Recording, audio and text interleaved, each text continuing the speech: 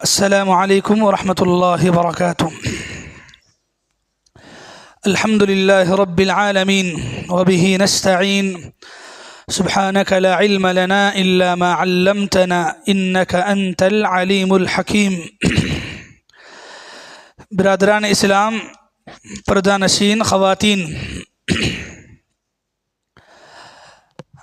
اللہ کے نبی جناب محمد الرسول اللہ صلی اللہ علیہ وسلم کی زندگی کے آخری 10 سالوں کی گفتگو چل رہی ہے، تو اس میں ہجرت کا پہلا سال ہے جس کے تعلق سے کل ہجرت کے واقعے کو آپ کے سامنے سنایا گیا۔ ہجرت کے پہلے سال جو واقعات ہوئے، وہ واقعات پر ہجرت کا پہلا سال اور دوسرا سال، اس پر آج گفتگو ہوگی۔ اللہ کے نبی صلی اللہ علیہ وسلم ہجرت کر کے مدینہ پہنچتے ہیں کس مہینے میں؟ ربیع الاول کے مہینے میں پہنچتے ہیں۔ کتنواں مہینہ ہے ربیع الاول؟ 3 ماہ ہے، جی ٹھیک ہے۔ اللہ کے نبی پہنچتے ہیں تو مکے میں آپ کے گھر والے، جس میں خاص کر کے حضرت علی رضی اللہ عنہ کو، جو اللہ کے نبی اپنے بستر پر لٹا کر کے آئے تھے، اور ساتھ میں یہ ذمہ داری بھی دیے تھے کہ وہ جو ہے مکے والوں کی جو امانتیں اللہ کے نبی کے پاس ہیں تو وہ واپس لوٹا کر کے آئیں، تو حضرت علی بعد میں آئے۔ حضرت ابوبکر رضی اللہ عنہ کے اور گھر والے اور خود حضرت عائشہ رضی اللہ عنہا ہجرت کے پہلے سال بطور بیوی بن کر کے مدینے کو پہلی ہجری میں شوال کے مہینے میں آتی ہیں۔ کب آ رہی ہے؟ کتنے مہینے گیپ ہے؟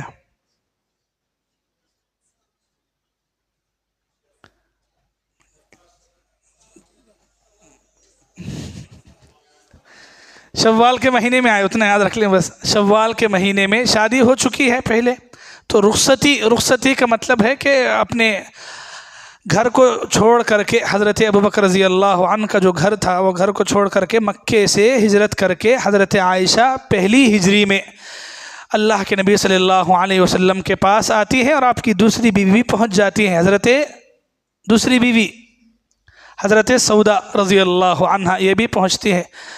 اللہ کے نبی صلی اللہ علیہ وسلم مدینہ آنے کے بعد جو سب سے پہلا کام کیا وہ کیا ہے؟ مسجد نبوی کی تعمیر۔ مسجد نبوی کو اللہ کے نبی صلی اللہ علیہ وسلم نے تعمیر کیا، اور آپ کے ساتھ صحابہ بھی شامل رہے۔ دوسرا کام جو یاد رکھنا ہے وہ ہے انصار اور مہاجر صحابہ میں بھائی چارگی اللہ کے نبی نے کرایا۔ انصار اور مہاجر صحابہ کا مطلب کیا ہے؟ یہ 2 نام آپ کو یاد رکھنا ہے صحابہ کرام میں۔ ایک ہے مہاجر صحابہ اور دوسرے ہیں انصاری صحابہ۔ مہاجر کا مطلب کیا ہے؟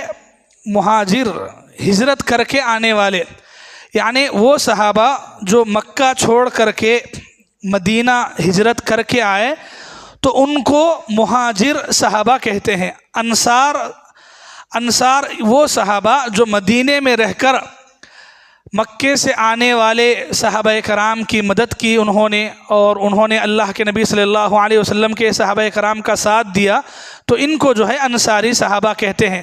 تو صحابہ کرام میں عام طور پر یہ 2 نام اکثر استعمال ہوتے ہیں، تو اس لیے آپ کو یاد رکھنا ہے۔ اللہ کے نبی نے دوسرا کام کیا کیا؟ ان دونوں کے درمیان بھائی چارہ کرایا۔ بھائی چارے کا مطلب ہے کہ آپ کو یہاں پتہ ہے یہ جو مہاجر صحابہ ہیں یہ مدینے میں نئے ہیں، مدینے کے اندر نئے ہیں، ان کا گھر بار، بیوی بچے وغیرہ اکثر کے سب تقریباً مکے میں ہیں، مدینے میں ان کا کچھ بھی نہیں ہے۔ اور مدینے کے صحابہ کون ہیں؟ انصاری صحابہ۔ تو اللہ کے نبی نے ان کو بھائی کے جیسا رہنے کے لیے اللہ کے نبی نے ان کے درمیان جو ہے بہت ساری باتیں بطور وعدہ اللہ کے نبی نے لی، جس میں اللہ کے نبی نے ان کو بھائی قرار دیا۔ بھائی مطلب آپ کا اپنا بھائی جیسا ہوتا ہے، تو آپ مکے سے جو اپنا سب کچھ چھوڑ کے یہاں آئے ہیں تو آپ ان کو اپنے ساتھ ویسا رکھیں گے۔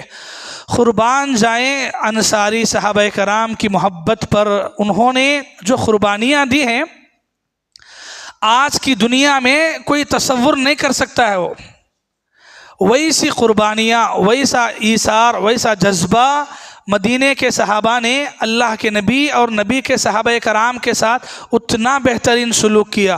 اللہ کے نبی نے جب بھائی چارہ کرایا تو بہت سارے واقعات ہیں، ایک واقعہ آپ کے سامنے رکھنا چاہوں گا۔ مکے کے ایک صحابی ہیں حضرت عبد الرحمن بن عوف، جو مہاجر میں ہیں، تو اللہ کے نبی نے ان کا بھائی چارہ کرایا مدینے کے ایک صحابی سے جن کا نام ہے سعد بن ربیع رضی اللہ عنہ۔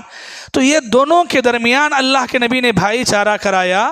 تو سعد بن ربیع انصاری صحابی اللہ کے نبی کے پاس آتے ہیں اور بولتے ہیں کہ اے اللہ کے نبی، آپ نے عبد الرحمن کو مجھ سے ملا دیا ہے، بھائی بنایا ہے، تو میں اب میرے جو بھی گھر وغیرہ ہے، میری جائیداد جو بھی ہے، میں ان کو اس میں شریک کرتا ہوں، یہاں تک کہ وہ جو واقعہ مشہور ہے بیوی کا، وہ انہی کا ہے۔ انہوں نے یہ بھی کہا کہ اے اللہ کے نبی، میری 2 بیویاں ہیں، تو اس میں سے عبد الرحمن بن عوف جسے پسند کریں گے میں انہیں طلاق دے دیتا ہوں، عدت گزرنے کے بعد وہ ان سے شادی بھی کر سکتے ہیں۔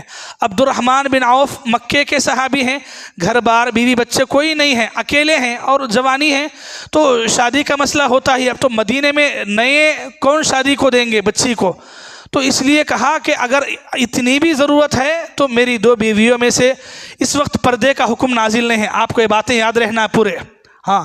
تو اللہ کے نبی صلی اللہ علیہ وسلم کے سامنے آ کر انہوں نے کہا کہ آپ ان کو کہیں کہ میری 2 بیویاں ہیں، جن کو پسند کریں گے تو میں ان کو طلاق دیتا ہوں، عدت گزرنے کے بعد جو ہے وہ ان سے بھی شادی کر سکتے ہیں۔ اللہ اکبر! اتنا انہوں نے شامل کیا، بلکہ اسی روایت میں ہے کہ اللہ کے نبی صلی اللہ علیہ وسلم کے سامنے آ کر انہوں نے یہ بھی کہا، اے اللہ کے نبی، میری جو تجارت ہے وہ تجارت کے اندر میں ان کو آدھا آدھا کر کے شامل کرنا چاہتا ہوں۔ تو عبد الرحمن دیکھیے، اللہ اکبر، صحابہ کرام کے اندر ایک تو ان کا جذبہ کتنا اچھا ہے کہ کھل کے آ رہے ہیں اور اپنا سب کچھ قربان کرنے کے لیے آ رہے ہیں، اور ادھر جو مہاجر صحابہ ہیں ان کا دل دیکھیے، انہوں یہ نہیں سوچے کہ وہ ادھر سے آ رہا ہے تو لے لیں گے مفت میں، نہیں، بلکہ عبد الرحمن بن عوف کہتے ہیں سعد بن ربیع سے، بارک اللہ فیک، اللہ آپ کی زندگی میں برکت دے، آپ تجارت میں آدھا آدھا کر کے دینے کی ضرورت نہیں ہے، بس مدینے کا مارکیٹ کہاں ہے، مدینے کے مارکیٹ میں تجارت کیسی ہوتی ہے، آپ مجھے اس بارے میں رہنمائی کریں، میں خود تجارت کر لوں گا۔ اور اس میں شامل نہیں ہوئے، ان کی آدھی دولت لینا پسند نہیں کی، کہا کہ مجھے گھر کی ضرورت ہے، گھر کا چھت دیجئے بس ہے، باقی تجارت کرنا ہے تو میں تجارت کر لوں گا۔ اور انہوں نے خود سے آگے بڑھ کر کے تجارت کی، اور تجارت کی تو کتنی برکت ہوئی معلوم، اتنی برکت ہوئی کہ یہ جو مہاجر صحابی ہیں، حضرت نام تھوڑا یاد رکھ لیں، حضرت عبد الرحمن بن عوف مہاجر صحابی ہیں، وہ مدینے میں آ کر کے جب تجارت کرنا شروع کرتے ہیں تو آگے چل کر کے مدینے کے مالداروں میں شامل ہوتے ہیں، مدینے کے بڑے مالداروں میں۔ تو اللہ تعالیٰ نے ویسی برکت دی۔ تو مسئلہ کیا ہے، ایک بات آپ یہاں سمجھیے، انسان جب خودداری پسند کرتا ہے کہ انشاءاللہ میں اپنے بل بوتے پہ کچھ کروں گا، میں محنت کر سکتا ہوں، میں کما سکتا ہوں، پھر تجارت کرا، تو آدمی کو اللہ ویسے راستے کھولتے ہیں۔ اگر آدمی دوسروں پہ ڈیپینڈ ہو گیا، ادھر سے بھی لاؤ، ادھر سے بھی لاؤ، تمہارے پاس سے بھی لاؤ، تو اللہ انہی کے انسانوں کے حوالے کر دیتے ہیں۔ تو یہ ایک بہترین مثال یہاں ہم دیکھ سکتے ہیں۔ یہاں یہ صرف یہ دونوں کا واقعہ نہیں ہے، بلکہ اکثر مہاجر جو صحابہ ہیں ان کے اور انصاری صحابہ کے بارے میں اللہ کے نبی نے جو معاہدہ کرایا تھا، وہ معاہدہ تقریباً جتنے انصاری صحابہ ہیں، اپنا مال، اپنی دولت انصاری صحابہ نے ایسے پیش کیا، اللہ کے نبی صلی اللہ علیہ وسلم نے جو ان کے درمیان بھائی چارہ کرایا، ایک بات کہ انہوں نے اپنے باغیچوں میں بھی، اگر ان کے باغیچے کے 300 درخت ہیں تو 150 آدھا آدھا کرنے تک بھی تیار ہو گئے۔ یہ تقریباً تمام انصاری صحابہ کی طرف سے یہ پیشکش تھی اللہ کے نبی کو۔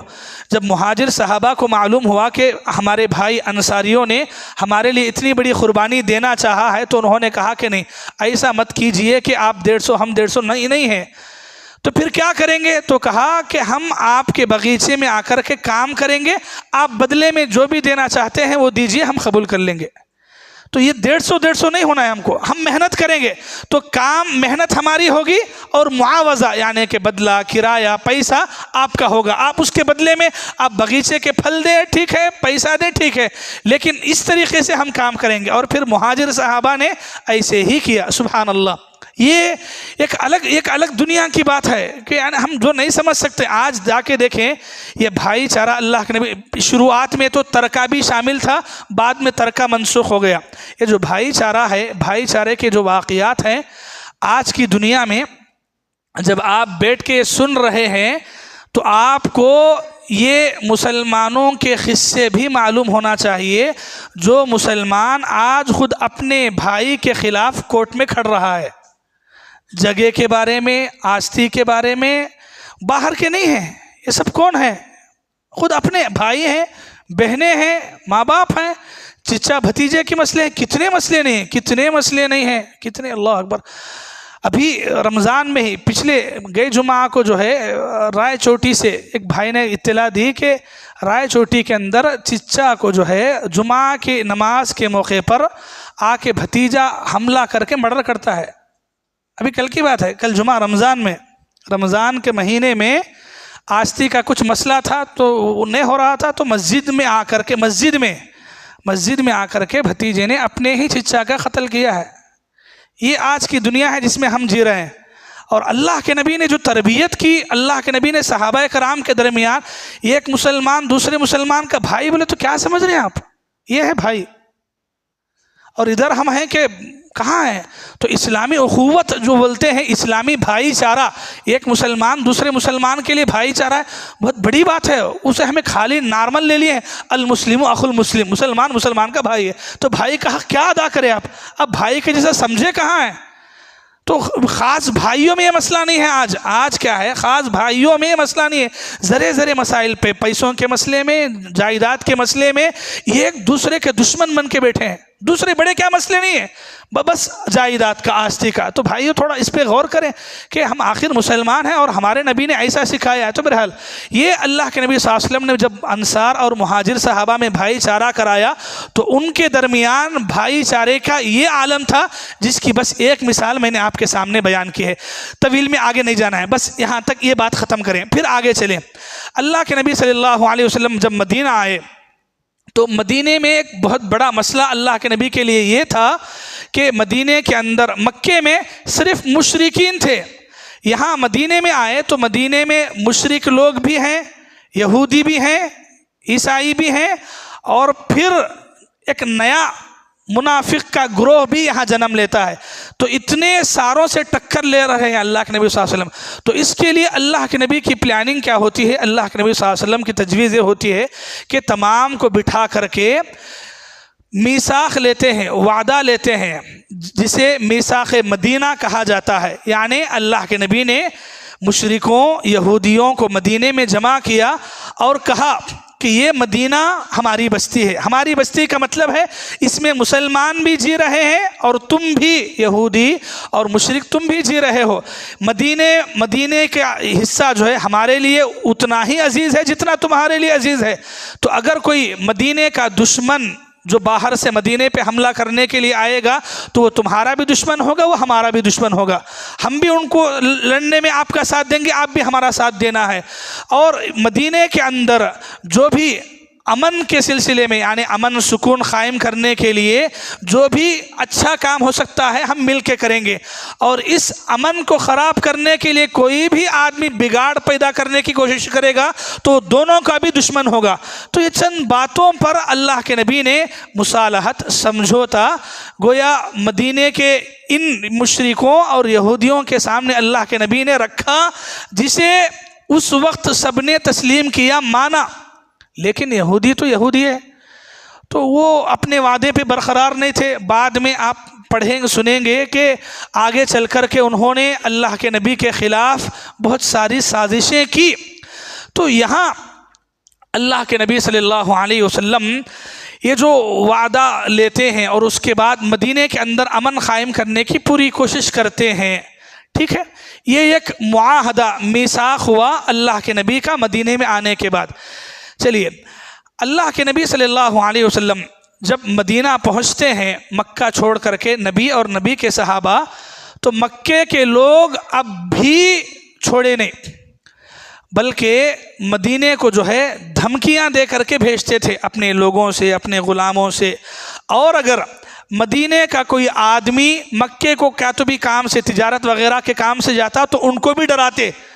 ایک مرتبہ حضرت سعد جو ہے مدینے سے مکے کو گئے تھے عمرے کی غرض سے، تو مکے کے مشرکوں نے ان کو ڈرایا، کہا کہ تم مدینے میں نبی اور نبی کے صحابہ کو پناہ دیے ہو، اگر تم یہ پناہ کو واپس لے کے انہیں ہمارے حوالے نہیں کرو گے تو ہم ایک دن تمہارے اوپر، یعنی پورے مدینے کے اوپر ہم حملہ کر کے رکھیں گے۔ تو ایسی دھمکی بری خبریں جو ہے برابر مشرکین دے رہے تھے مدینے والوں کو، نبی کے صحابہ کو، اب بھی برابر جاری تھی۔ تو یہ جب زیادہ یہ سلسلہ شروع ہوا تو اللہ کے نبی صلی اللہ علیہ وسلم نے مناسب سمجھا کہ اس کے لیے ان کو کیا کرنا ہے، ایک طریقہ اپنایا گیا۔ کیا طریقہ؟ مکہ جو ہے، مکے کے جتنے قافلے جاتے تھے تجارت کی غرض سے، جیسے سمجھیں کہ مکہ اگر ادھر ہے تو مکے سے جو بھی قافلے جا رہے ہیں یہ ملک شام ہے، ملک شام، سیریا، تو تجارت کی نیت سے اکثر ان کے مکے والوں کے سفر ہوتے تھے ملک شام کو، ٹھیک ہے۔ تو راستے میں مدینہ پڑتا تھا درمیان میں، جدھر سے یعنی تقریباً مدینے کے آس پاس میں ادھر سے یا ادھر سے، بہرحال مدینے کے قریب سے ان کو گزرنا پڑتا تھا۔ تو اللہ کے نبی صلی اللہ علیہ وسلم نے کیا کیا کہ جو مکے کے تجارت کے قافلے ملک شام وغیرہ کو جاتے تھے تو ان کو روکنا چاہا۔ روکنے کا مقصد کیا ہے کہ مکے والے جب تجارت کی غرض سے جاتے تھے تو یعنی تجارت کے سامان ان کے ساتھ ہوتے تھے، لوگ ان کے ساتھ ہوتے تھے، اونٹ گھوڑے ان کے ساتھ ہوتے تھے، اور اس کے علاوہ واپسی میں ان کے پاس تجارت کا جو بھی مال و دولت ہوتا تو سب ایک ساتھ اونٹوں پر لاتے تھے۔ اور تجارت ایسی نہیں تھی ان کی کہ جیسے ہمیں 2-4 لوگاں جاتے ہیں ویسے نہیں ہے، بلکہ 100 لوگاں، 200 لوگاں ایسے جاتے تھے۔ تو اللہ کے نبی صلی اللہ علیہ وسلم کو جب پتہ چلا کہ مکے سے ایسے قافلے جا رہے ہیں تو اللہ کے نبی ان کو روکے، اور روکنے کے لیے اپنے بعض صحابہ کرام کو بھیجے شروعات میں۔ تو روکنے کا مقصد کیا تھا کہ یہ جو معیشت ہے جسے اکنامک، تو اسے کمزور کرنا۔ اگر ان کے قافلوں کو پکڑا جائے گا، ان کا مال ضبط کیا جائے گا، روک لیا جائے گا، تو مکے والوں کی دولت میں کمی آئے گی، ان کو سمجھ میں آئے گا کہ انہوں نے مسلمانوں پر جو ظلم و ستم کیا ہے، ان کے گھر بار، ان کے پیسوں کو جو لوٹ لیا ہے، اس کا نقصان کیا ہوتا ہے، وہ درد کیا ہوتا ہے، وہ احساس دلانے کے لیے اللہ کے نبی نے ایسا کیا۔ تو یہ تقریباً اللہ کے نبی صلی اللہ علیہ وسلم یہ جب صحابہ کرام کو ایسی ذمہ داریاں دے کر بھیجتے تھے تو کئی مرتبہ ہوا، تقریباً 7-8 مرتبہ اللہ کے نبی مسلمانوں کے یعنی کہ صحابہ کرام کو اس مقصد سے روانہ کیے، تو کئی مہینے یہی چلتا رہا۔ تو یہ کام جو ہے سن 1 ہجری میں شروع ہوا۔ ابھی کہاں ہیں ہم؟ 1 ہجری، ابھی 1 ہجری میں ہے، ٹھیک ہے۔ جب دوسری ہجری یعنی ہجرت کا دوسرا سال آتا ہے تو ہجرت کے دوسرے سال میں اللہ کے نبی صلی اللہ علیہ وسلم لگاتار یعنی دوسرے سال میں بھی برابر صحابہ کرام کو بھیج رہے ہیں، یہ جو قافلے والے آ رہے ہیں جا رہے ہیں تو ان کو روکنے کے لیے۔ تو جنگ وغیرہ نہیں ہوتی ہے روکنے کے لیے، بس ہلکی سی جھڑپیں وغیرہ ہوتی ہے، کبھی لیے کبھی نہیں لیے۔ دوسرے سال میں یہ ہوا کہ شعبان کے مہینے میں اور خاص کر کے رجب کے مہینے میں دوسرے سال میں ابو سفیان مکے سے نکلتا ہے۔ یہ ابو سفیان کون ہے؟ ابھی مسلمان نہیں ہوئے ہیں۔ مکے سے 200 افراد کو لے کر کے ملک شام کو تجارت کی غرض سے جاتا ہے، 200 افراد کو لے کے اور پورا تجارت کی غرض سے ملک شام کو جاتا ہے۔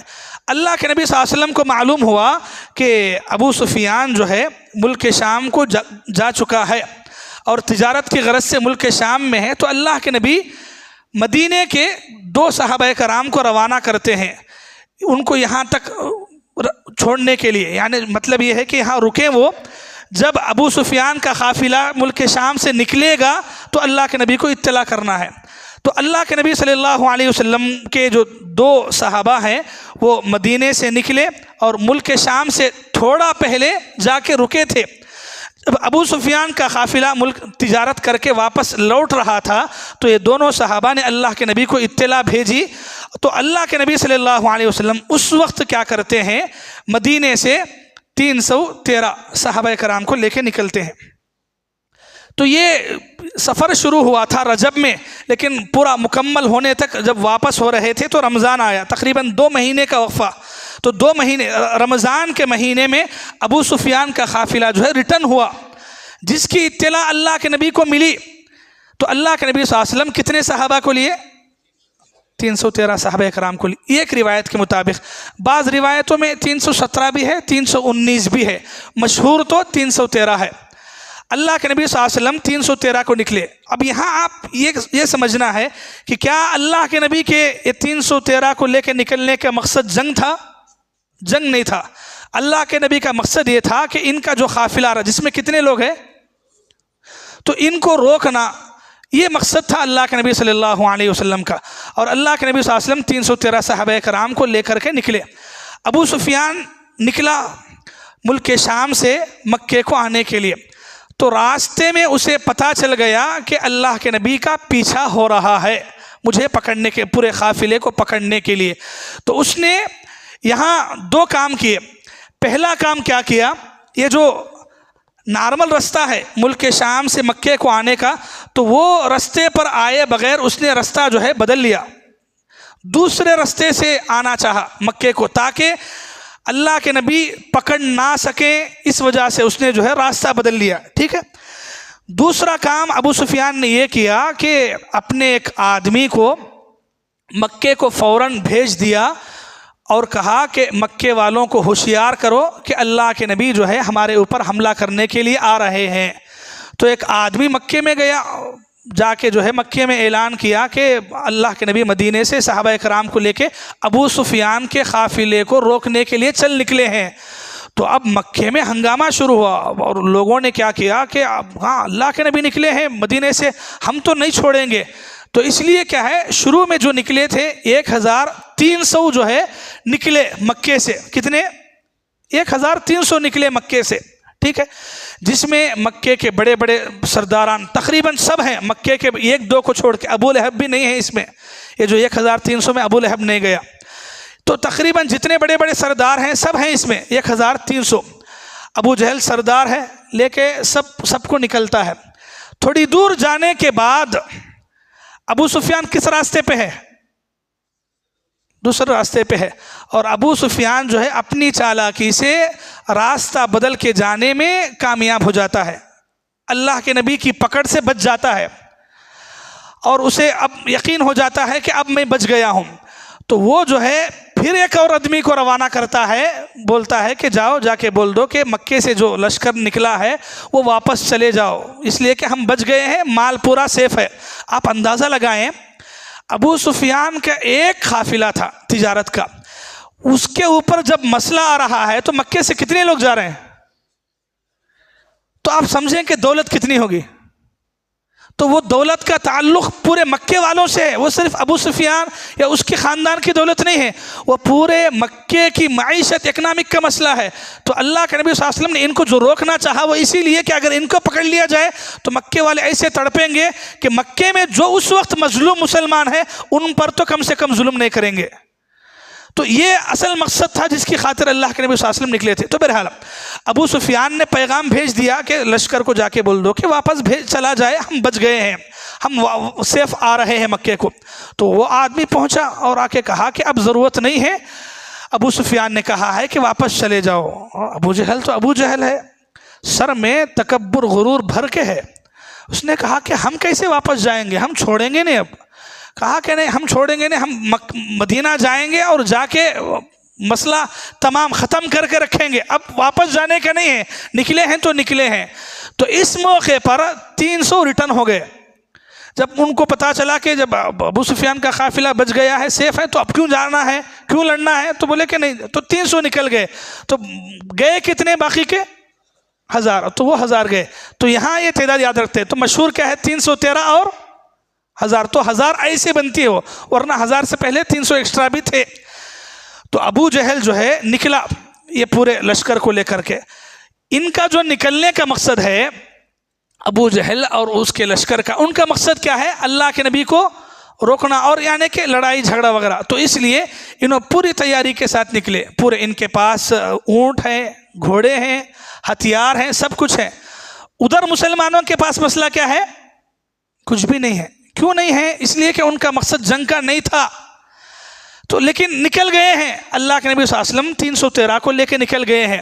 اب جب اللہ کے نبی صلی اللہ علیہ وسلم کو پتہ چلا کہ ادھر ایک تو ابو سفیان بچ کے نکلا ہے اور دوسرا ابو جہل اپنا پورا لشکر لے کے آ رہا ہے حملے کے لیے، تو اللہ کے نبی صلی اللہ علیہ وسلم پورے صحابہ کرام کو بٹھاتے ہیں، مشورہ کرتے ہیں، پوچھتے ہیں کہ کیا کریں گے۔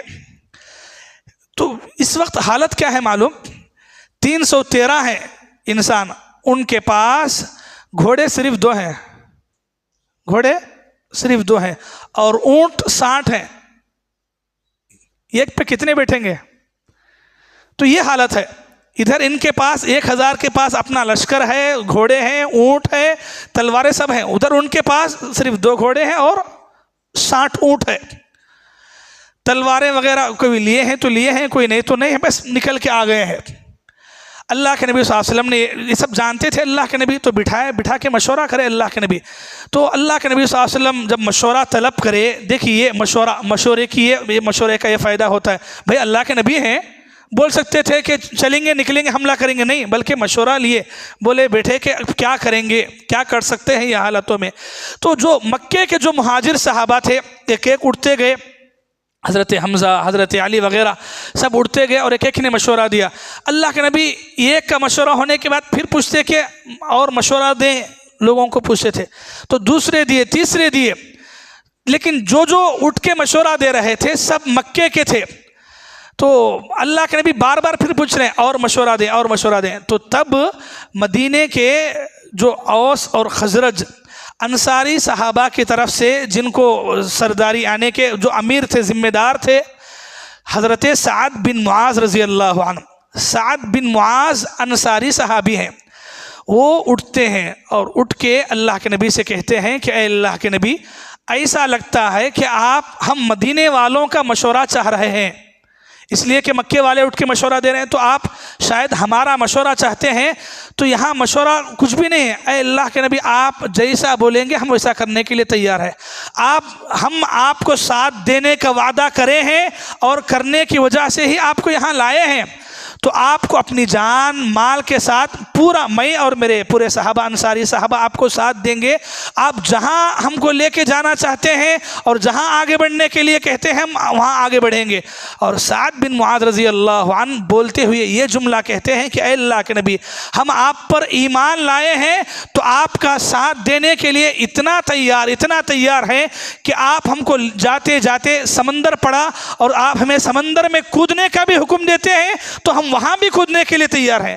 یہ نہیں دیکھیں گے کہ یہ تو اللہ کے نبی سمندر میں کودنے کا کیوں حکم دے رہے ہیں، نہیں، آپ کا اگر حکم ہوگا کہ ہم وہاں کودنا ہے، ہم وہاں بھی کود کے رکھیں گے، اور یہ ہمارے انصار کے پورے صحابہ کریں گے۔ تو یہ مشورہ سننے کے بعد اللہ کے نبی صلی اللہ علیہ وسلم کے چہرے پر خوشی محسوس کی گئی، اس لیے کہ مہاجر جو صحابہ ہیں وہ تو ٹھیک ہے، لیکن اصل مسئلہ تھا مدینے میں رہنے والوں کا کہ وہ کیسے ساتھ دیں گے، اور اگر تھوڑا بہت کمی بیشی ہو تو نقصان ان کو زیادہ ہونے والا تھا۔ تو اس لیے اللہ کے نبی صلی اللہ علیہ وسلم نے ان سے خاص مشورہ پوچھا، تو انہوں نے جب مشورہ دیا تو اللہ کے نبی صلی اللہ علیہ وسلم کو خوشی ہوئی، اور اللہ کے نبی صلی اللہ علیہ وسلم یہ مسلمانوں کا یہ جو قافلہ ہے اس کو لے کر کے نکلتے ہیں۔ اور جنگ غزوہ بدر جہاں ہوئی تو وہاں بدر کیا ہے، ایک میدان کا نام ہے، تو میدان کا نام اصل میں بدر ہے، تو وہ نام سے ہی جنگ بدر یا غزوہ بدر بولتے ہیں۔ جنگ یہ اردو کا لفظ ہے، غزوہ کیا ہے، یہ عربی میں استعمال ہوتا ہے۔ غزوے کا مطلب کیا ہوتا ہے؟ وہ جنگ، اللہ کے نبی کے زمانے کی وہ جنگ جس میں اللہ کے نبی خود شامل تھے تو اسے غزوہ بولتے ہیں۔ اگر اللہ کے نبی شامل نہیں تھے، صرف صحابہ کرام کو بھیجے تھے تو اسے سریہ بولتے ہیں۔ کیا بولتے ہیں؟ سریہ بولتے ہیں۔ تو یہ فرق ہے سریہ اور غزوہ میں۔ نارمل سے ہر ایک کو جنگ بول دیتے، تو یہ اردو میں جنگ کامن ہے، عربی میں یہ فرق ہوتا ہے کہ سریہ بولے تو اللہ کے نبی صحابہ کرام کو بھیجتے، خود نہیں جاتے۔ اگر اللہ کے نبی خود بھی شامل ہوئے تو اس جنگ کو غزوہ کہا جاتا ہے۔ تو بدر کیا ہے؟ سریہ ہے کہ غزوہ ہے؟ غزوہ۔ تو اللہ کے نبی صلی اللہ علیہ وسلم ان کو لے کر کے پہنچتے ہیں، 313 کو لے کر کے پہنچتے ہیں، اور ادھر سے ابو جہل کا پورا لشکر جو ہے بدر کے پاس پہنچتے ہیں۔ سب مسلمان بھی پہنچے ہیں اور کفار و مشرکین بھی پہنچتے ہیں۔ تقریباً رات کا وقت ہوتا ہے۔ یہ واقعہ کب کا ہے؟ رمضان کا واقعہ ہے۔ رمضان میں وہی 17 رمضان کا یہ واقعہ ہے۔ صبح ہوئی تو 17 رمضان ہے۔ اللہ کے نبی صلی اللہ علیہ وسلم رات میں جو ہے صحابہ کرام کو یعنی میدان میں لا کر کے ساری ترتیب وغیرہ دیتے ہیں، اور ترتیب سے فارغ ہونے کے بعد اللہ کے نبی صلی اللہ علیہ وسلم ایک درخت کے قریب میں ایک ٹینٹ لگایا جاتا ہے اللہ کے نبی کے لیے، خیمہ رکنے کے لیے، آرام کرنے کے لیے۔ تو وہاں اللہ کے نبی کے ساتھ حضرت ابوبکر رضی اللہ عنہ ہوتے ہیں۔ اللہ کے نبی صلی اللہ علیہ وسلم نمازیں پڑھ رہے ہیں، پھر نمازوں کے بعد اللہ کے نبی دعا کر رہے ہیں۔ تو اس موقع پر اللہ کے نبی صلی اللہ علیہ وسلم دعا کرتے ہوئے کہتے ہیں کہ اے اللہ، کل کے دن یہ 313 ایک مٹھی بھر کا لشکر جو ہے، 1000 یہ ابلیس کے ایسے فوج سے جو ہے لڑنے جا رہا ہے، اگر یہ کل کے دن ہلاک ہو جائیں تو پھر اس زمین پر تیری عبادت کرنے والا کوئی نہیں بچے گا۔ تو یہ اللہ کے نبی صلی اللہ علیہ وسلم یہ دعا بار بار لگاتار کر رہے ہیں، اور اتنا کر رہے ہیں کہ ہاتھ اٹھاتے اللہ کے نبی صلی اللہ علیہ وسلم آپ کے چادر جو تھی آپ کے کندھے پر، وہ چادر نیچے گر جاتی ہے۔ تو حضرت ابوبکر رضی اللہ عنہ جو ہے آگے بڑھتے ہیں، چادر آپ پر اڑاتے ہیں اور کہتے ہیں اے اللہ کے نبی آپ اطمینان رکھیں، اب تو تھوڑا رک جائیں، اس لیے کہ کنٹینیو عبادت ہے، دعا چل رہی ہے۔ تو حضرت ابوبکر کہتے ہیں کہ اللہ کے نبی آپ رکیں، اب تھوڑا سا، انشاء اللہ کی ذات سے امید ہے کہ اللہ آپ کی مدد کرے گا۔ حضرت ابوبکر، یقین ہے، کیسا یقین ہے جو بات بول رہے ہیں حضرت ابوبکر، دیکھیں ہجرت کے سفر میں سب دیکھیں، اپنی آنکھوں سے دیکھیں کہ اللہ کے دشمن وہ غار کے پاس اتنا پہنچ کے بھی اللہ کے نبی کو کچھ نہیں کر سکے، تو وہ یقین حضرت ابوبکر رضی اللہ عنہ پھر دہراتے ہیں کہ اے اللہ کے نبی، اللہ آپ کی ضرور مدد کر کے رہے گا۔ تو بہرحال رات ہوئی، اللہ کے نبی صلی اللہ علیہ وسلم کا رات کا یہ معمول تھا۔ پھر صبح جب ہوئی تو اب میدان میں سب آئے، ادھر سے کفار کا لشکر بھی آیا اور ادھر سے مسلمانوں کا لشکر بھی آیا۔ جنگ کے سلسلے میں شروعات کیسے ہوتی تھی وہ زمانے میں کہ مسلمان اور کفار دونوں، ایک طرف مسلمان ہیں سمجھے، اور دوسرے طرف جو ہے کافر ہیں۔ تو اللہ کے نبی صلی اللہ علیہ وسلم ترتیب بناتے ہیں، اور ترتیب بنا کر کے ان کو جنگ کے بارے میں بہت ساری ہدایات، نصیحتیں کرتے ہیں۔ وہ تفصیل ہے، یہ سب ہم کیا ہے آپ کو آسانی کے لیے مختصر بتا رہے ہیں، وہ تفصیلات میں نہیں جانا اس میں۔ تو مسلمانوں کا لشکر ادھر ہے اور ادھر کفار کا لشکر ہے، ٹھیک ہے۔ تو نہیں بات کریں گے، ابھی یہ ترتیب چل رہی ہے، ابھی بات کریں گے۔ تو یہ مسلمانوں کا لشکر ہے اور یہ کفار کا لشکر ہے، ٹھیک ہے۔ تو اللہ کے نبی صلی اللہ علیہ وسلم مسلمانوں کی طرف سے 3 کو بھیجتے ہیں، ادھر سے 3 گئے ہیں، ٹھیک، اور کفار کی طرف سے 3 آتے ہیں، ادھر سے 3 انسان۔ پہلے مسلمانوں کی طرف سے جو جاتے ہیں، ایک حضرت علی رضی اللہ عنہ ہوتے ہیں، دوسرے حضرت حمزہ رضی اللہ عنہ ہوتے ہیں، اور تیسرے حضرت عبیدہ بن حارث رضی اللہ عنہ ہوتے ہیں۔ تینوں مسلمانوں کی طرف سے۔ حمزہ کون ہے؟ ہاں، علی آپ کے خود پرورش کردہ ہے، اور پھر عبیدہ، یہ تینوں۔ ادھر سے کفار کی طرف سے عتبہ، شیبہ اور ولید، یہ تینوں کفار کی طرف سے۔ یہ کون ہے؟ یہ کون ہے؟ ابو لہب کے بیٹے ہیں، ابو لہب کے بیٹے ہیں جو کفار کی طرف سے آ رہے ہیں۔ تو جنگ کی شروعات کیسے ہوئی کہ ادھر سے 3 آئے اور ادھر سے 3 آئے، اور یہ تینوں میں پہلے مقابلہ شروع ہوتا ہے۔ تو حضرت حمزہ رضی اللہ عنہ اس کافر کو قتل کر دیتے ہیں، اور پھر حضرت علی بھی شیبہ کو قتل کر دیتے ہیں۔ ان کے درمیان میں تھوڑا لڑائی جھگڑا جو ہے زیادہ ہوتا ہے۔ ولید جو ہے حضرت عبیدہ کا پیر جو ہے کٹ کر دیتا ہے، تو پیر کو یعنی تلوار پیر کو لگتی ہے تو پیر کٹ جاتا ہے۔ تو حضرت ابو عبیدہ جو ہے بن حارث جب زخمی ہوتے ہیں تو یہ دونوں ان کا کام ختم کر کے اس پر ٹوٹ پڑتے ہیں اور اس کو ختم کر دیتے ہیں۔ تو ان کے تینوں قتل کیے جاتے ہیں، مارے جاتے ہیں۔ البتہ مسلمانوں کے عبیدہ بن حارث رضی اللہ عنہ کو ان کا پیر کٹ جاتا ہے، تو مسلمان ان کو لے کے پیچھے چلے جاتے ہیں اور جو ٹینٹ ہوتے ہیں اس میں ان کو رکا دیتے ہیں۔ تو یہ پہلی جھڑپ ہے، یعنی کہ پہلی مرتبہ مقابلہ ایسا شروع ہوتا ہے جب ان کے تینوں کے تین مارے گئے۔ آپ سوچیں یہ 1000 کا لشکر ہے، 1000 کے لشکر میں وہ یہ 3 کو آگے کر رہے ہیں، تو ان کو کتنا اعتماد ہوگا یہ تینوں پر کہ ہمارے بہادر ہیں بول کے، لیکن تینوں کے تینوں کو قتل کیا جاتا ہے تو اب ان کا غصہ اتنا بڑھ گیا کہ اب وہ ٹوٹ پڑے۔ اب اس کے بعد اب کوئی روکنے والا نہیں ہے، مسلمانوں کا لشکر اور کفار کا لشکر سب ایک ساتھ جو ہے گھتم گھتا ہو جاتا ہے، یعنی بس وہی تلواریں نیزے سے اب حملے شروع ہو گئے۔ اللہ کے نبی صلی اللہ علیہ وسلم بھی اس غزوے میں ہیں، اللہ کے نبی صلی اللہ علیہ وسلم بھی آگے بڑھتے ہیں۔ جب اس طریقے سے دونوں کفار اور مشرکین مل جاتے ہیں اور مل کر کے جھگڑا ایک دم زوروں پہ ہوتا ہے، جنگ زوروں پہ ہوتی ہے، تو اللہ کے نبی صلی اللہ علیہ وسلم جو ہے صحابہ کرام کو بشارت دیتے ہیں۔ قرآن مجید کی آیت ہے انی ممدکم بألف من الملائکۃ مردفین۔ اللہ کے نبی بشارت سناتے ہیں کہ لوگوں، صحابہ کرام سے لوگوں خوش ہو جاؤ، یہ حضرت جبرائیل علیہ السلام ہیں جو 1000 کے فرشتوں کے لشکر کے ساتھ تمہارے درمیان میں آ رہے ہیں۔ تو یہ اللہ تعالیٰ، یہ جو آپ کی دعائیں تھیں اللہ کے نبی صلی اللہ علیہ وسلم کی، اور پھر خود اس وقت مسلمان اسباب ذریعہ جو کچھ اپنانا ہے سب اپنا کے، جو آخری میں اعتماد تھا، بھروسہ تھا کہ نہیں ہم جائیں گے، پیچھے مڑ کے بھاگنا نہیں ہے، بلکہ اے اللہ کے نبی ہم آپ کا ساتھ دیں گے۔ تو ایک اللہ کے نبی کا ایمان اور آپ کی دعائیں، اور دوسرا صحابہ کرام کا خود آپ کا جذبہ، صحابہ کرام کی ہمت، یہ ساری چیزیں ہیں وہاں پر۔ تو اللہ تبارک و تعالیٰ نے 1000 کے لشکر کے فرشتوں کے ذریعے سے اللہ نے مدد بھیجی اور حضرت جبرائیل علیہ السلام آئے۔ یہاں آپ کو یہ بات یاد رکھنا ہے کہ یہ جو 1000 کا لشکر ہے، ابو جہل کی ابلیس کی بہت اچھی خاصی دوستی ہے، تو ابلیس بھی اس میں ہے، 1000 کے لشکر میں ہے، ایک انسانی شکل میں آ کر کے۔ جب ابلیس نے دیکھا کہ جبرائیل آ رہے ہیں تو ختم، پھر الٹے پاؤں نکلا اور کہا کہ نہیں، اب کوئی بچنے والا نہیں ہے۔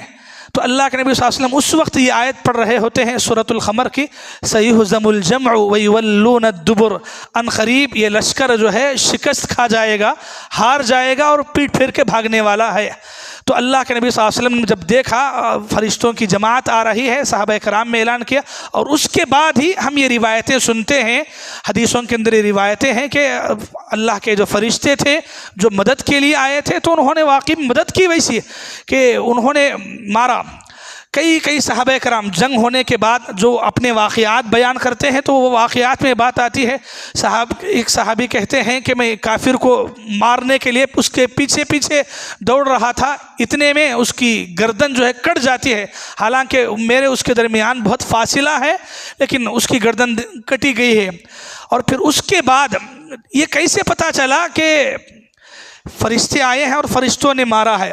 جنگ ختم ہونے کے بعد کا منظر تھا، مسلمانوں نے جس کو مارا ہے، کافروں کو قتل کیا ہے، وہ قتل ہے۔ فرشتوں نے جس کو مارا ہے اس کی پہچان یہ تھی کہ ان کے جو انگلیوں کے پور ہیں، نہیں اسے پور بولتے، انگلیوں کے پور، تو فرشتے جن کو قتل کیے تھے تو ان کے یہ پور انگلیوں کے کٹ گئے تھے، تو یہ پوروں کو اڑا دیے تھے فرشتے گردنوں کے ساتھ، تو یہ پور بھی یہ کیوں ہے؟ قرآن مجید میں اللہ تعالیٰ نے فرمایا سورہ انفال میں فَضْرِبُوا مِنْهُمْ كُلَّ بَنَانٍ، اللہ نے کہا فرشتوں سے کہ جاؤ اور جا کے ان کے پور کو اڑاؤ، یعنی ان کی گردنوں کو بھی اڑاؤ اور ان کے پوروں کو بھی اڑاؤ۔ تو جنگ ختم ہونے کے بعد جو ہے یہ پہچان تھی کہ جن کو مسلمانوں نے قتل کیا ہے تو وہ تو پہچانے جا رہے ہیں، جن کو فرشتوں نے مارا ہے، قتل کیا ہے، تو خاص پہچان یہ تھی کہ ان کی انگلیوں کے پر کٹ گئے، تو تب پتہ چلتا تھا کہ ہاں یہ ان کو اسے فرشتے نے مارا ہے، اسے فرشتے نے اڑایا۔ تو اس طریقے سے، اور یہ چونکہ پہلا غزوہ ہے اللہ کے نبی صلی اللہ علیہ وسلم کا، پہلی جنگ مسلمان اور کفار کے درمیان۔ یہ ایک کوئی یعنی معمولی جنگ نہیں ہے، یہ پہلا غزوہ ہے جس میں کافر، کفر اور شرک ایک تکبر، غرور، گھمنڈ میں آگے نکلا تھا 1000 کا لشکر کے لے کے، اور اپوزٹ میں مسلمان 313 اور وہ بھی کمزور، ان کے پاس ہتھیار برابر نہیں ہے، ان کے پاس جانور سواریاں برابر نہیں ہیں، لیکن ہے تو اللہ کی ذات پر ایمان ہے کہ اللہ ان کو نقصان نہیں پہنچائے گا۔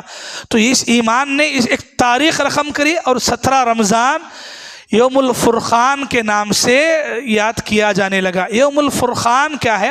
فرقان، فرق کیا جانے والا دن، یعنی بدر کا دن وہ دن تھا جس دن حق اور باطل میں فرق ہو گیا۔ باطل جو تکبر، گھمنڈ میں آگے نکلا کہ ہم جیت کے رہیں گے، وہ باطل کو ایسا کچلا گیا کہ باطل کا جو سرغنہ بڑا تھا ابو جہل، اسی کو مارا گیا۔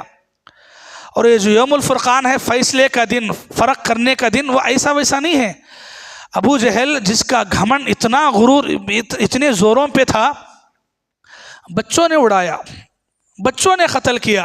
ایک صحابی ہیں، انصاری صحابی، حضرت افرا رضی اللہ عنہ، ان کے 2 بیٹے تھے، ایک معاذ اور دوسرے معوذ، بچے ہیں، مطلب ایک تقریباً 14-15 سال کے بچے، تو یہ دونوں نے ان کو قتل کیا۔ تو وہی واقعہ صحیح بخاری کے اندر ہے کہ یہ 2 بچے حضرت عبد الرحمن بن عوف، ابھی جن کا نام سنے، جب اللہ کے نبی ترتیب دے رہے تھے جنگ کی صفوں کو، تو حضرت عبد الرحمن بن عوف ٹھہرے ہیں اسے، تو ان کے درمیان ایک طرف معاذ ہے، دوسری طرف معوذ ہیں۔ تو حضرت عبد الرحمن بن عوف جب یہ واقعہ بیان کرتے ہوئے حدیث روایت کرتے ہیں تو کہتے ہیں کہ مجھے تھوڑا سا شرم محسوس ہوئی کہ یہ دونوں بچے، جنگ کا میدان ہے بھائی، جنگ کے میدان میں بازو میں آ کے 2 بچے کھڑے ہو گئے، تو یہ ان کو تھوڑا سا ہے کہ بازو میں بچے کھڑے ہیں۔ تو تھوڑی دیر کے بعد جو ہے وہ دونوں بچے پوچھتے ہیں کہ چچا جان، جو سامنے کفار کا لشکر ہے، اس میں سے ابو جہل کون ہے؟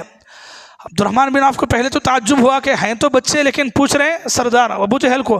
کہا کہ بیٹے تمہیں کیا لینا دینا ہے ابو جہل سے؟ بچوں نے کہا کہ نہیں، ہم نے سنا ہے کہ وہ نبی کو بہت گالیاں دے رہا ہے، موقع ملے گا تو گردن اڑانے کی کوشش میں ہے۔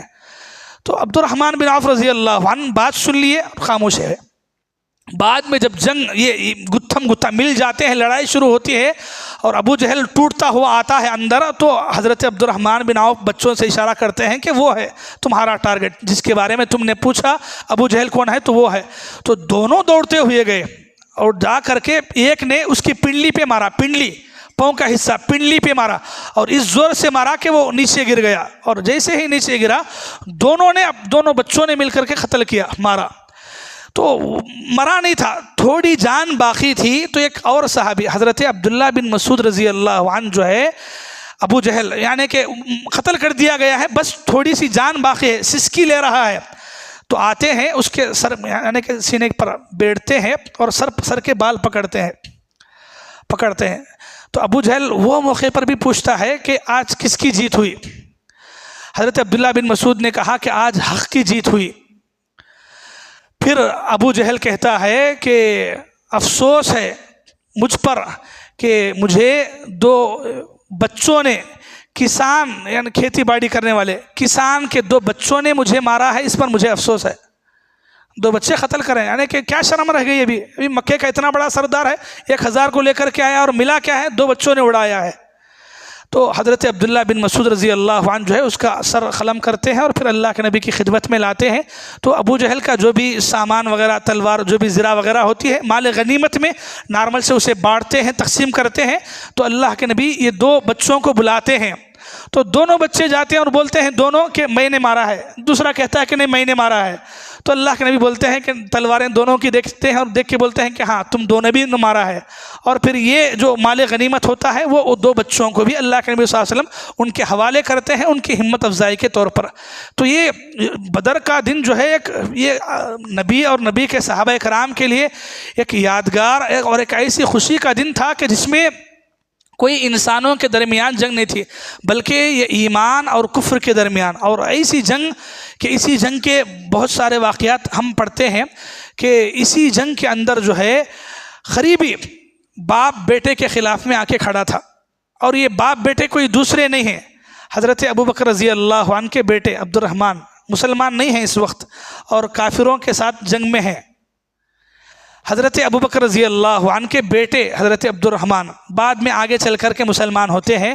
تو جب مسلمان ہوتے ہیں تو اس موقع پہ باپ سے بات چیت کرتے ہوئے کہتے ہیں کہ ابا جان، بدر کے موقع پر جو ہے جب جنگ لڑنا زوروں پہ تھی تو میں تلوار لے کے جب حملے کر رہا تھا مسلمانوں پہ تو میری تلوار کے نیچے تمہاری گردن آ گئی تھی، لیکن میں نے سوچا کہ آپ خود میرے باپ ہیں تو اس لیے میں نے چھوڑ دیا.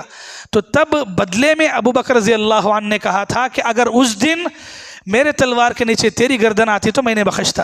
اس لیے میں مطلب یہ نہیں سوچتا کہ تو میرا بیٹا ہے، مطلب یہ سوچتا کہ تو کفر اور شرک میں لد کر کے ابلیس کے لشکر میں ہے اور تجھے جینے کا حق نہیں ہے، اللہ کے نبی اتنا بولنے کے باوجود. تو یہ بات کا واقعہ ہے جو مسلمان ہونے کے بعد روایت کرتے ہیں.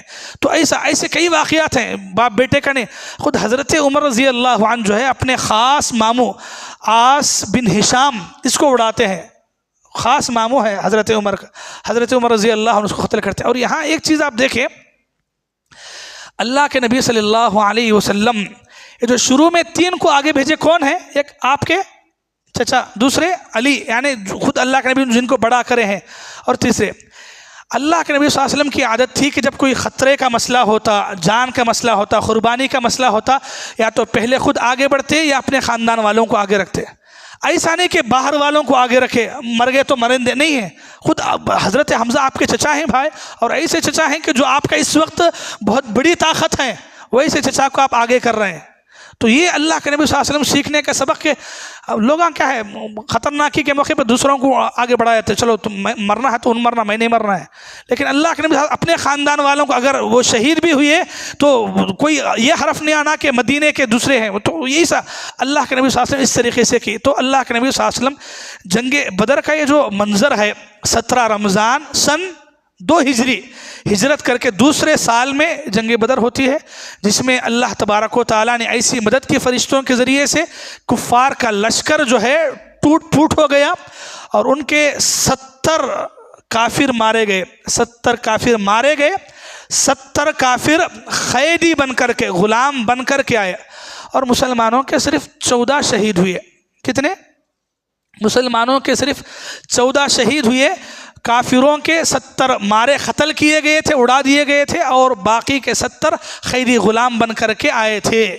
تو یہ جو 70 قتل کیے گئے، مارے گئے، ان کی لاشیں یعنی ان کے پاس کیا طریقہ نہیں. اب مسلمانوں کے جو شہید ہوتے ہیں تو ان کو دفنایا جاتا ہے، سب طریقہ ہوتا ہے. ان کے جو مارے گئے تھے تو ان کو لے جا کے لوگوں ڈال دیے تھے. کہاں پر؟ ایک کنویں کے پاس، جسے خلیب بدر بولتے ہیں، تو وہ خلیب بدر کے پاس لے جا کے ڈال دیے تھے. اور یہ 70 میں پورے ہیں، مکے کے اچھے بڑے بڑے سرداران ہیں. تو جب جنگ ختم ہوتی ہے، اللہ کے نبی صلی اللہ علیہ وسلم وہ کنویں کے پاس جاتے ہیں اور وہاں کھڑے ہو کے اللہ کے نبی بات کرے جیسا پوچھتے ہیں، هل وجدتم ما وعد ربكم حقا. پوچھتے ہیں وہ جتنے 70 جو قتل کیے گئے ہیں کافروں کے بڑے بڑے، ان سے پوچھتے ہیں کہ کیا تم نے جو وعدہ لیا تھا وہ وعدہ مکمل ہوا نہیں؟ اللہ نے ہم سے جو وعدہ کیا تھا وہ وعدہ تو مکمل ہوا، یعنی اللہ کی مدد ہمارے ساتھ آئی. تم جو سوچتے تھے کہ ہم حق پر ہیں، کفر ہے ہمارے پاس، وہ ہے، یہ ہے، تو کیا کچھ ہوا؟ کیا کچھ ملا؟ کیا؟ حضرت عمر رضی اللہ عنہ بازو تھے، سوال کیا اللہ کے نبی سے، اللہ کے نبی یہ آپ مردوں سے بول رہے ہیں، وہ کہاں سن سکیں گے آپ کی بات کو؟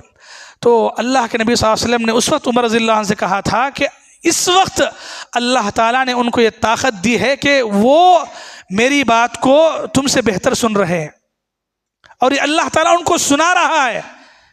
ان کی روحوں کو لوٹا کر کے انہیں افسوس پچھتاوا لگے کہ آخر ہم نے کس نبی کے خلاف میں آ کے جنگ کیا ہے، آخر کتنی بری موت ہم مارے گئے ہیں. یہ پچھتاوا ہو، یہ افسوس ہو، اس لیے اللہ ان کو اس وقت اللہ تعالیٰ سنا رہا ہے. انک لا تسمع الموتى. اصل قانون یہ ہے کہ مردے نہیں سنتے، لیکن ولیکن اللہ یسمع من یشاء. اللہ اگر سنانا چاہے تو اللہ تعالیٰ طاقت دے سکتے ہیں مردے کو.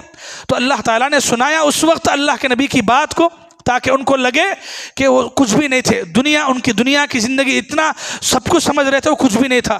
تو یہ ایک منظر ہوا. تو بہرحال جنگ بدر ختم ہوئی. اللہ کے نبی صلی اللہ علیہ وسلم اپنے صحابہ کرام کو لے کر کے واپس مدینہ آتے ہیں تو مدینہ میں خوشی کا ماحول ہے. لوگوں میں پہلے ہی سے اطلاع سنا دی گئی ہے کہ مسلمانوں کی جیت ہوئی ہے، فتح ہوئی ہے اور کفار کا لشکر ہار گیا ہے. یہاں اللہ کے نبی صلی اللہ علیہ وسلم جو ہے مدینہ میں 313 صحابہ کرام کا جو لشکر تھا جو شہید ہوئے، ان کے علاوہ بقیہ کو لے کر کے مدینہ اللہ کے نبی صلی اللہ علیہ وسلم پہنچتے ہیں. تو یہ سن 2 ہجری کا واقعہ ہے. اللہ کے نبی مکہ چھوڑ کر کے مدینہ آئے تو پہلا سال گزرا، دوسرے سال میں یہ واقعہ ہے. یہ جنگ بدر کے سلسلے میں یہ چند باتیں رہیں. ایک آخری بات، مکے کے 13 سالوں میں مسلمانوں پر ظلم ہوا، لیکن وہاں جنگ جہاد کی اجازت نہیں تھی. جہاد کی اجازت مسلمانوں کو سن 2 ہجری میں دی گئی. اور وہ بھی کیوں دی گئی؟ اللہ نے جب جہاد کی بارے میں پہلی آیت اللہ نازل کرے سورہ حج کے اندر 17ویں پارے میں اللہ نے وہاں فرمایا اذن للذین یقاتلون بانہم ظلموا. اللہ نے کہا کہ مسلمانوں کو، ایمان والوں کو اس بات کی اجازت دی گئی ہے کہ وہ اب جہاد کر سکتے ہیں. کیوں؟ بانہم ظلموا، اس لیے کہ ان پر بہت ظلم کیا گیا ہے. تو یہ اصل چیز ہے. یہ جو غزوہ ہوا یہ اللہ کے نبی خود جنگ مارنے کے لیے آگے بڑھے تھے نہیں تھا، مقصد دوسرا تھا. مقصد ہے ان کو روکنے کا. پھر بھی اللہ تعالیٰ نے جو جہاد کی اجازت دی تو اس وقت یہ فرمایا کہ اس وجہ سے انہیں اجازت دی جا رہی ہے کہ ان پر ظلم کیا گیا. آپ سنے ہیں کہ مکے میں صرف اسلام لانے کی وجہ سے مسلمانوں پر کیسا ظلم کیا گیا. ایک وہ ظلم جو جانوروں پہ نہیں کر سکتے، اس سے بڑھ کے ظلم مکے کے مسلمانوں کے ساتھ کیا گیا. اور مدینہ آئے تو مدینہ آنے کے بعد تو بھی مکے والے رحم کرے کیا؟ نہیں، اس کے بعد بھی ٹارچر کرنا، دھمکیاں دینا، یہ برابر سلسلہ جاری ہے. تو اتنا ظلم ہونے کی وجہ سے ظلم کو روکنے کے لیے یہ اجازت دی گئی، جس کے بارے میں اللہ تبارک و تعالیٰ نے سورہ حج کی آیت میں یہاں سے جہاد کی اجازت دی گئی. اور پھر اس کے بعد مدنی زندگی میں ہم آگے، یہ دوسرا سال ہے، اس کے بعد لگاتار سالوں کے اندر ہم یہی غزوات اور جہاد کے سلسلے میں اللہ کے نبی کی زندگی میں مختلف واقعات پڑھتے ہیں، سنتے ہیں. ابھی جو واقعہ آپ سنیں یہ جنگ بدر کا واقعہ، یہ واقعہ مختلف حدیثوں کی کتابوں میں ہے. صحیح بخاری سے یہ واقعہ لیا گیا ہے. صحیح بخاری کے اندر یہ واقعہ حدیث نمبر 3980 پر 5 میں واقعہ ہے. صحیح بخاری میں ہی حدیث نمبر 4040 پر 1 میں بھی یہ واقعے کے کچھ حصے اسی میں موجود ہے. صحیح بخاری میں ہی حدیث نمبر 4870 پر 5 میں، صحیح بخاری میں ہی حدیث نمبر 4870 پر 7 میں بھی یہ واقعے ہیں. تو یہ پوری تفصیلات احادیث کی ان کتابوں سے آپ کے سامنے رکھی گئی ہیں. دعا ہے اللہ تعالیٰ سے، اللہ تعالیٰ ہم تمام کو رسول اللہ کی زندگی پڑھنے، سمجھنے اور ان کے مطابق اپنی زندگی بنانے کی توفیق عطا فرمائے. آمین ثم آمین. وآخر دعوانا ان الحمدللہ رب العالمین. آپ کی باتیں آگے آئیں گی. ہم ابھی ایک ترتیب میں جا رہے ہیں. ہم انشاءاللہ آخری میں سوالات کا سیشن رکھا جائے گا. جو بھی کنٹینیو ہوا ہے تو اس میں جو سوالات ہیں کچھ چھوٹ گئے تو اس میں انشاءاللہ آپ پوچھ سکتے ہیں. ابھی کیا ہے، ہم ایک ترتیب سے جا رہے ہیں. بعض چیزیں ہیں جو ہم انشاءاللہ اس وقت اس لائن میں سمجھائیں گے. اب ہم اس میں بھی گھسے اس میں بھی گھسے بولے تو لوگ پھر کس میں گھس جاتے ہیں تو سب بھول جاتے ہیں. تو اس لیے میں آسانی سے سمجھا رہا ہوں. ٹھیک ہے، چلیے دعا پڑھ کے اٹھیں. سبحانک اللہم بحمدک اشہد ان لا الہ الا انت استغفرک واتوب الیک.